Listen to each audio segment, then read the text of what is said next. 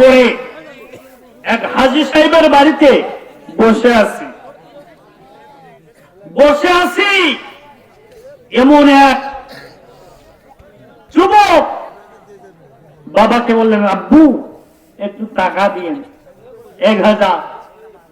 এই 1000 কি করবি রে? ওই 500 টাকা দেব মাহফিলে, আর 500 টাকা বন্ধু বান্ধব মিলে আমরা কি করব? আনন্দ করব। বাবা, কামাই তো করি, দিবার পারিস না? যা কামাই হয় তাই তোমাদের পিছনে ব্যয় হয়ে যায়। ও 1000 টাকা নিয়ে গেল। এক যুবতী মেয়ে, মোটা, স্বাস্থ্য, বিয়ে শাদী হয় নাই। এই কি করলো? এ আসলো, এসে আব্বার সামনে এসে এইভাবে, আমি কিন্তু ওখানে আছি। মেয়েগুলো কোন ভাবে এখন স্টাইল দেখছেন? হ্যাঁ, আল্লাহর নবী বলছে, ছেলেদের টাকনুর নিচে পায়জামা থাকলে ফাহুয়া ফিন্নার। লোকটা কোথায় যাবে? কোথায় যাবে? মেয়েরা পড়তেছে টাকনুর নিচে উপরে, ছেলেরা পড়তেছে নিচে। কথা বলে উল্টা। এই কয়েক টাকা উঠলো, আগে দিয়েছেন। আমি তো মেহমান, মসজিদে আপনাদের মসজিদ, আবাদ করবেন আপনারা, নামাজ পড়বেন, সবটা কে পাবে? কথা বলে জান্নাতের ঘর চান? চান কি? মেয়েটা আসলো এইভাবে, আব্বু আব্বু টাকা। মেয়েটা যখন বলল টাকা দাও, আমি ঘুমের ভান করে ওখানে দেখি দেখতেছে। যখন মেয়ে তার টাকা দিয়ে চলে গেল, আমি বললাম, হাজী সাহেব, মেয়েটা কি? কার মেয়ে? ওই যে বললো না আব্বু। আব্বু, তোর মতো হাজি দেশে থাকার চেয়ে না থাকা ভালো। আল্লাহ কোরআনে ঘোষণা দিয়েছেন পর্দার ব্যাপারে, ওয়াকারনা ফি বুয়ুতিকুন্না ওয়ালা তাবাররুজনা তাবাররুজাল জাহিলিয়াতিল উলা।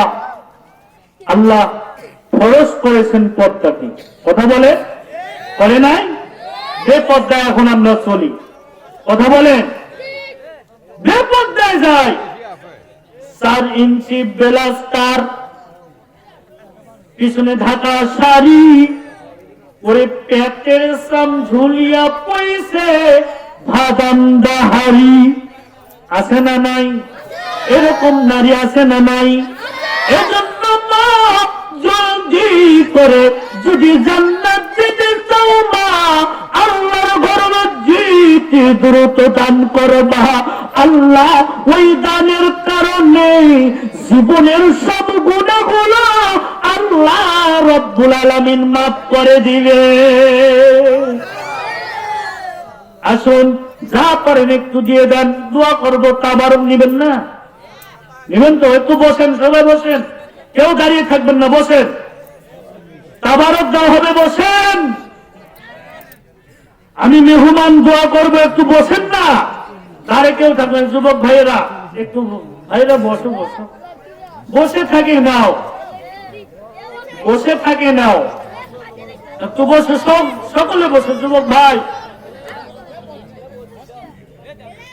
একটু বসেন, শান্ত শিষ্ট ভাবে আপনার নেবেন, গোলমাল করবেন না।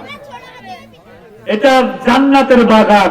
এই বাগান থেকে যদি কোরআন সুন্নাহ আলোচনা শুনে সাইটে চলে যাচ্ছে, এরকমও আমার স্মৃতি হয়েছে।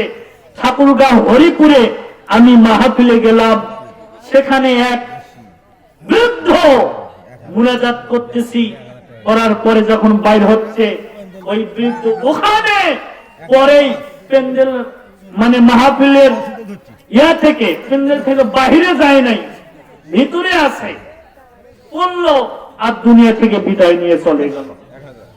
ইন্না লিল্লাহি ওয়া ইন্না ইলাইহি রাজিউন। আল্লাহর নবীর হাদিস সত্য।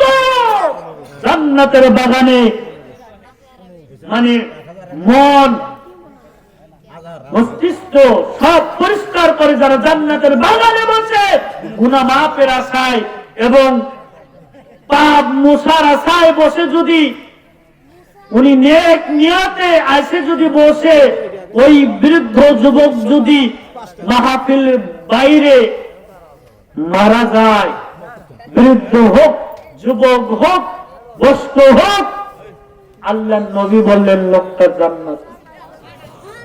সুবহানাল্লাহ কোন লোকটা জান্নাতি। একটু আসুন, দ্রুত আসুন।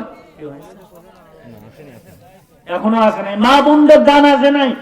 মা বোনদের দান না আসা পর্যন্ত দোয়া হবে না, তাবারক হবে না।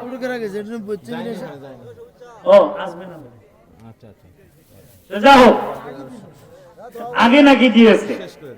আমি সবারে সুস্বাস্থ্য দীর্ঘময় কামনা করে আমি আমার কথা শেষ করলাম।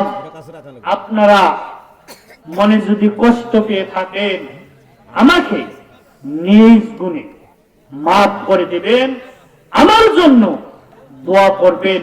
আল্লাহ পাক যেন আমাকে কোরআন এবং সেই সুন্নাহ মোতাবেক আলোচনা করার তৌফিক যেন আল্লাহ দান করবেন, আমিন। 5টি আঙ্গুলের শূন্য বলে আমি শেষ করব। এই কানি আঙ্গুল বলেন, এই কানি আঙ্গুল বলে আমার নাম নেক, হিসাব পাতির বেলায় আমাকে বনে আছে না নাই? তারপরে